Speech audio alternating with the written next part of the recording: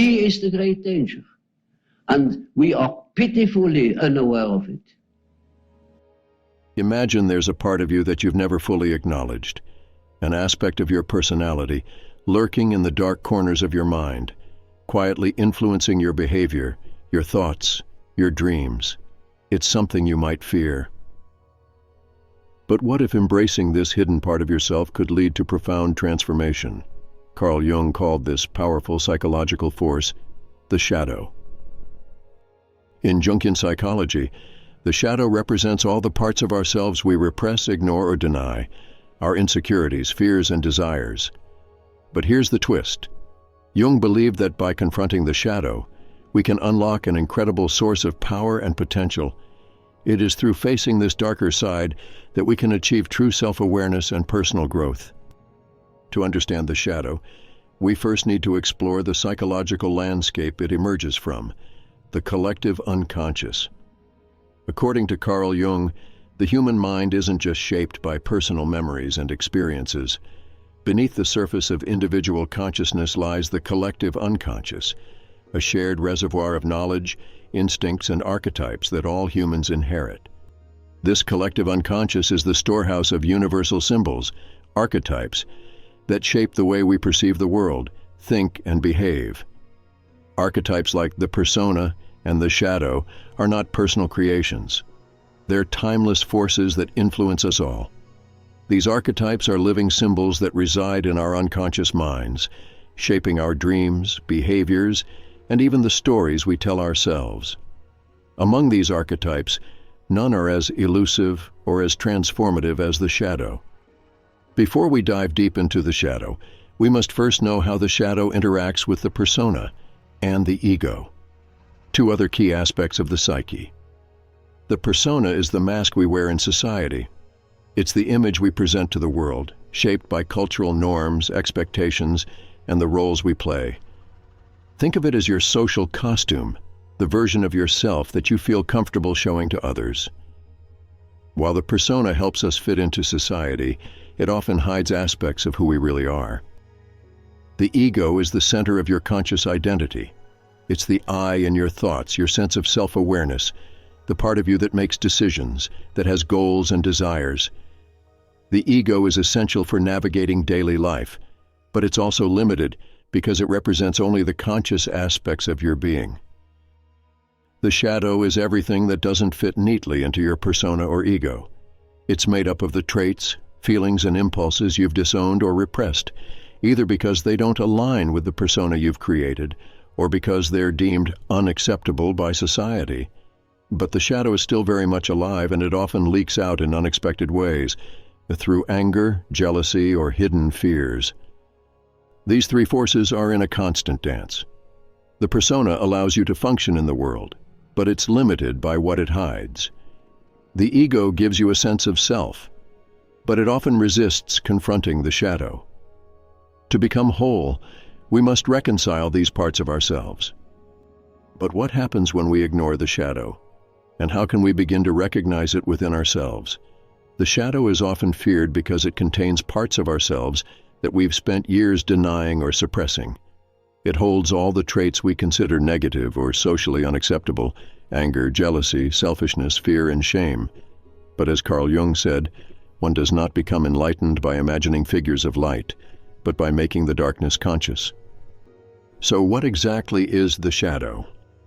The shadow is not inherently evil, but it is the part of the psyche that remains hidden. It's where the parts of ourselves we reject, often without even realizing it, are buried. These traits could be things society teaches us are wrong, or simply parts of our personality that we don't want to accept. The longer we leave the shadow unattended, the more control it gains over our lives, manifesting in self-sabotage, strained relationships, and misplaced anger. Imagine this. You're in a meeting at work, and a colleague makes a comment about your project. You know it's constructive criticism, but suddenly you feel a wave of anger. You might snap back, or stew in resentment for hours afterward. What happened here? Why such a strong reaction to a relatively minor situation? This is the shadow at work. The outburst wasn't just about that one comment. It's about something deeper, something unresolved, perhaps a fear of inadequacy or a suppressed feeling of failure that has built up over time. The colleague's comment triggered a response from the shadow, dragging those buried feelings into the light. Another way the shadow reveals itself is through projection. Jung believed that we often project our hidden, unwanted traits onto others. These projections aren't random. They act as mirrors, reflecting back the disowned parts of our psyche. It's why we might feel such intense irritation toward certain people, even when they haven't done anything objectively wrong. Take this example. You find yourself increasingly annoyed by a coworker who you perceive as arrogant. Every time they speak up in meetings, you roll your eyes, muttering to yourself about their ego. But why does their behavior bother you so much? Jung suggests that this arrogance might actually be part of your own shadow, a trait you've repressed or disowned because it doesn't fit your self-image. As Jung said, everything that irritates us about others can lead us to an understanding of ourselves. This is one of the most accessible ways to recognize the shadow. By examining your emotional reactions to others, when you notice strong, often disproportionate responses to people or situations, especially those that don't seem to warrant such intense feelings, it's a sign the shadow is at play. So how can we begin to recognize the shadow in our own lives? First, start paying attention to your emotions, especially the ones that feel overwhelming or irrational. When you feel anger, jealousy, or discomfort bubbling up, stop and ask yourself, why am I feeling this way? What might this emotion be hiding? Often, the root of these emotions is connected to a part of ourselves we've rejected or disowned. Let's say you feel jealous of a friend's success. On the surface, it might seem like envy. But underneath that, the shadow could be revealing an insecurity about your own achievements or a fear of not being good enough. By identifying these patterns, we begin to peel back the layers of our psyche. Jung believed that the shadow becomes most visible through projection and emotional reactions. But that's not the only way it manifests. It also appears in our dreams and fantasies, symbols and characters within our subconscious, trying to communicate what we've refused to see. Dreams, in Jung's view, are the psyche's way of bringing unconscious material to the surface. If you've ever had recurring dreams of being chased, falling, or encountering strange figures, it could be your shadow trying to get your attention. These dreams aren't meant to scare you. They're meant to help you confront what you've ignored. In Jung's words, until you make the unconscious conscious, it will direct your life, and you will call it fate. Recognizing the shadow is the first step toward reclaiming the parts of yourself you've abandoned. The more we resist acknowledging the shadow, the more it influences our lives. By making the shadow conscious, by bringing it into the light, we begin to take back control. We stop reacting automatically, projecting our flaws onto others, and start owning our full selves. This process of integrating the shadow leads to a sense of inner freedom and wholeness. But let's be clear, confronting the shadow is not an easy task. It's uncomfortable to face the parts of ourselves we'd rather leave buried. However, it is one of the most powerful and transformative acts we can undertake. The energy that was once spent suppressing parts of yourself can now be channeled into creativity, growth, and authenticity. Jung emphasized that embracing the shadow doesn't mean indulging in destructive impulses. It means integrating those aspects in a conscious, balanced way. It's about accepting that you, like everyone, are a complex being full of both light and dark qualities. As Jung himself said, everything that irritates us about others can lead us to an understanding of ourselves. I said to him, why is everybody so mean to me? And he said, why are you so mean to everybody? That was the trigger point. I was gone for a year. By learning to see ourselves in others, we begin to understand our own shadow. And through this understanding, we grow. But the shadow isn't just a personal phenomenon. It also exists on a collective level. Just as individuals have shadows, so do societies. When we fail to acknowledge our collective shadow, it manifests in destructive ways. Jung distinguished between the personal unconscious, which is made up of an individual's forgotten or repressed memories, and the collective unconscious, which is shared by all of humanity. Your personal shadow might be shaped by your upbringing or personal experiences, but the collective shadow represents the darker aspects of society itself. Think of times in history when entire cultures or nations engaged in acts of cruelty or oppression. These are examples of the collective shadow at work. On a personal level, your shadow may manifest in your relationships, career, or self-image. On a collective level, the shadow appears in political ideologies, social conflicts, and even mass movements. Both are connected. So, how do we work with the shadow, both personally and collectively? That's where Jung's concept of individuation comes in. The process of individuation is at the core of Carl Jung's psychological theory. It's the journey toward wholeness, a journey that every human being must undertake to become their true integrated self. But what does this really mean? For Jung, individuation is the process through which we become conscious of all the aspects of our psyche, integrating the light and the dark, the known and the unknown, and ultimately becoming whole. This isn't a one-time event. Individuation is a lifelong journey of growth, self-discovery, and integration.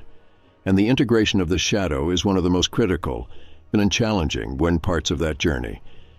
To understand individuation, we must first accept that we're more than just our conscious self, more than what we project to the world. Many of us go through life guided by our ego and persona, focusing on success, relationships, and fitting into society. But these surface-level achievements don't bring true fulfillment or wholeness. Individuation requires that we dig deeper into our unconscious, confronting the parts of ourselves we've been avoiding, the aspects of our personality that make us uncomfortable, that contradict our self-image, or that we've been taught are undesirable. This is where the shadow comes into play. In Jung's view, integrating the shadow is one of the most painful and necessary steps in the individuation process. Why painful? Because the shadow holds all the parts of ourselves we don't want to acknowledge, our insecurities, flaws, and dark impulses. It's painful to admit that we might not always be as kind, generous, or confident as we wish to appear, but it's also liberating, because when we confront these hidden parts, we take back control over them. When the shadow is left unchecked, it operates behind the scenes, influencing our decisions and reactions in ways we don't understand. By making the shadow conscious, we stop being controlled by unconscious fears and desires. We gain the freedom to act from a place of awareness, not from repressed or hidden emotions. Jung saw the shadow as more than just a repository of negative traits. It also contains enormous potential that remains untapped until we bring it to the surface. As Jung famously said, "The gold is in the dark." This means that the treasure we seek in life, whether it's fulfillment, creativity, or deeper meaning, can often be found in the very places we've been avoiding. By working with the shadow, we gain access to parts of ourselves that have been buried for years, if not decades. These parts hold not only our repressed emotions, but also untapped creativity, raw potential and strengths we never knew we had. For example, imagine someone who has always been told that showing vulnerability is a weakness. Over time, they suppress their emotions, pushing away any sense of vulnerability.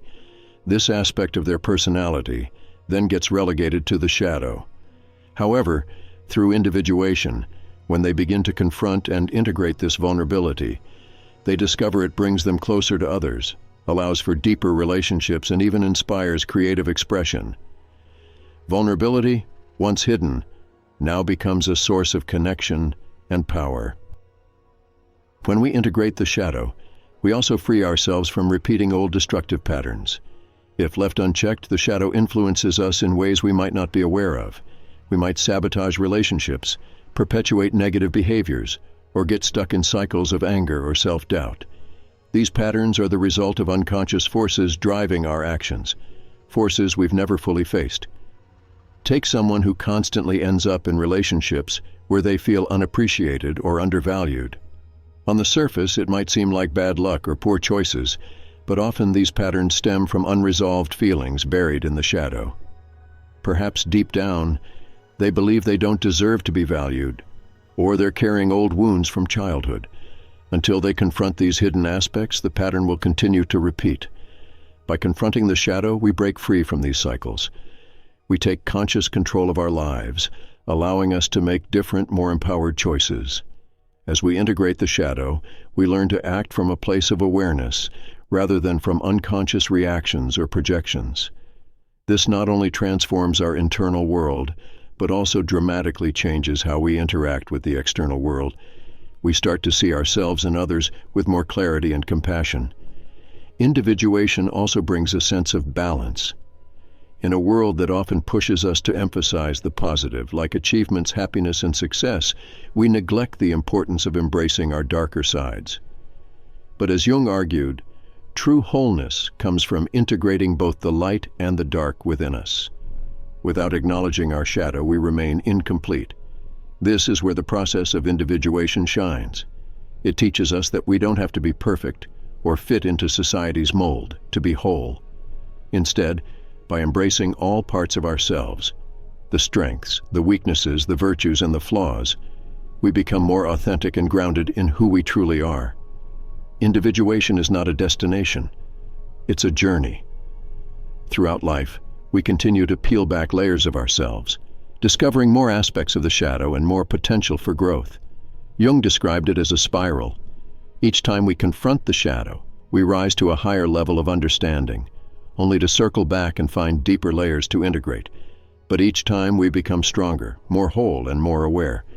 Ultimately, individuation leads to freedom, the freedom to be fully yourself, to embrace all parts of your psyche, and to live life on your own terms.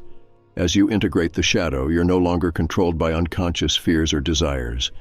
Instead, you tap into a reservoir of inner strength, creativity, and authenticity. You stop wearing the masks that society demands and start living in alignment with your true self. But remember, this journey is ongoing. It's not about fixing yourself once and for all, but about continuously evolving and growing. As you move through life, new challenges will arise, and new aspects of your shadow will come to light. And with each discovery, you have the opportunity to integrate more fully, becoming ever more whole. Jung saw individuation not just as a psychological process, but as a spiritual one. It's the path to self-realization, where we move beyond ego-driven desires and societal expectations to uncover our true nature. It's about becoming the person you were always meant to be, not just a collection of roles and expectations, but a fully integrated, authentic individual. And now, more than ever, the need for this process is crucial. In a world filled with distraction, social masks, and constant external pressures, it's easy to lose sight of who we really are. But the path of individuation offers a way out. It offers the chance to live with purpose, balance, and authenticity. If we're willing to face our shadow and integrate its lessons into our lives, it's clear that the individuation process, and particularly the integration of the shadow, is vital for personal transformation. But what kind of role does the shadow play in our collective experience? Even though Carl Jung's theory of the shadow was introduced over a century ago, it feels as though it was made for the world we live in today. In a world where technology and social media dominate our lives, the relevance of the shadow has never been more apparent. Our lives are filled with carefully curated images, perfectly filtered snapshots of happiness, success, and achievement. This creates a culture of comparison, where flaws, insecurities, and vulnerabilities are hidden. But, as Jung warned, the shadow doesn't disappear just because we suppress it. It festers and grows in the dark, showing up in unexpected and often destructive ways. Take a moment to think about how social media operates. Every day we're encouraged to project a persona, a mask that reflects an idealized version of ourselves. We share our successes, our happiest moments, and our most flattering photos. But what about the parts of ourselves that don't fit into that ideal? The frustrations, the fears, the doubts, and the imperfections. These are pushed aside, adding to our personal shadows. While we might feel in control of our online personas, the parts of ourselves that we hide don't simply vanish.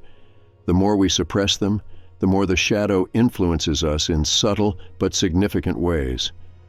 Left unaddressed, it can manifest through mental health challenges, such as anxiety, depression, or feelings of inadequacy, because we're constantly trying to measure up to a version of ourselves that doesn't tell the whole story. Think of the amount of people experiencing burnouts in their careers. On the surface, it may seem like the result of overwork or stress, but often it's driven by unrecognized aspects of the shadow, unresolved desires for control, fears of failure, or repressed dissatisfaction. The shadow forces us to confront truths we would rather avoid, and when we don't, it pushes its way into our daily lives through feelings of frustration, fatigue, and restlessness. Relationships are another key area where the shadow can make its presence known. Have you ever noticed a pattern in your relationships where you keep having the same arguments, the same misunderstandings, or the same conflicts? This is often the shadow at work. We might project onto others the traits we don't want to see in ourselves. For example, if you find yourself becoming irritated by your partner's behavior, it could be because that very behavior reflects something you dislike in yourself. As we've learned earlier in this video, Jung called this projection. The result? Recurring tension, frustration, and conflict that seem to arise for no apparent reason. By recognizing the shadow in our relationships, we can heal old wounds and build stronger, deeper connections with the people around us. Beyond our personal lives, the shadow also shows up in modern culture and entertainment, often reflecting the parts of ourselves we try to keep hidden. Look at the rise of anti-heroes and complex, morally ambiguous characters in films, TV shows, and also literature. Characters like the Joker, Walter White, or Tony Soprano fascinate us because they embody the parts of human nature we find difficult to acknowledge. The darker impulses, the ethical gray areas, the conflicts between what's right and what's desirable. These characters resonate because, in a sense, they represent the unresolved shadow within all of us. By engaging with these characters, we explore our shadow safely, at a distance. We're drawn to their complexity because they remind us of our own internal struggles. They show us what happens when the shadow is left unchecked, when we refuse to confront it. But they also remind us that there is value in facing our darker sides, in understanding our shadow rather than ignoring it. In today's digital age, the shadow also manifests in the anonymity of online interactions. Think about the ways people behave on social media, the harshness, the trolling, the anger. These are often expressions of the shadow. Online platforms give people the space to express parts of themselves they usually keep hidden, but instead of addressing those emotions in a healthy way, they project their frustration and anger onto others. This is the shadow lashing out, finding an outlet in a place where consequences feel distant or even non-existent. Yet, despite the challenges the shadow presents, becoming aware of it offers us a tremendous opportunity for growth. When we learn to recognize the shadow in our everyday interactions, whether in social media, relationships, or the stories we gravitate toward, we gain insight into ourselves. We become more conscious of what we've been suppressing, and with that awareness we can begin the process of integration. Rather than letting the shadow control us, we can consciously decide how to respond, transforming it from a destructive force into a source of personal power and creativity. Jung believed that integrating the shadow brings us closer to wholeness. By accepting the parts of ourselves we've denied or hidden, we stop projecting our fears and insecurities onto others, and instead, we create healthier relationships with ourselves and the world around us. The modern world may be full of distractions and pressures, but it also offers us countless opportunities to become more aware of our inner lives. Each time we face a moment of frustration, self-criticism, or envy, we're given a chance to look deeper and ask ourselves, what is this really about? These are opportunities to bring the shadow into the light. The more we engage with our shadows, the less power they have over us, and the more capable we become of living a balanced, conscious, and fulfilling life. As we've learned in this video, confronting your shadow can be challenging. It involves facing parts of yourself that you might rather avoid. Your fears, your anger, your insecurities. But remember, if you're willing to do the work, the rewards are profound. By making the unconscious conscious, you can begin to reclaim the parts of yourself that have been hiding in the dark. You'll notice a sense of freedom as you stop projecting your own issues onto others. You'll become more grounded, more self-aware, and more capable of navigating life's challenges. As Jung wrote, "Wholeness is not achieved by cutting off a portion of one's being, but by integration of the contraries. The result? Greater emotional resilience, deeper relationships, and a more authentic life. You'll stop reacting to the world out of unconscious impulses and start living from a place of conscious awareness." So what does your shadow look like? How can you begin the process of integration? The answers are waiting in the depths of your unconsciousness. It's time to explore.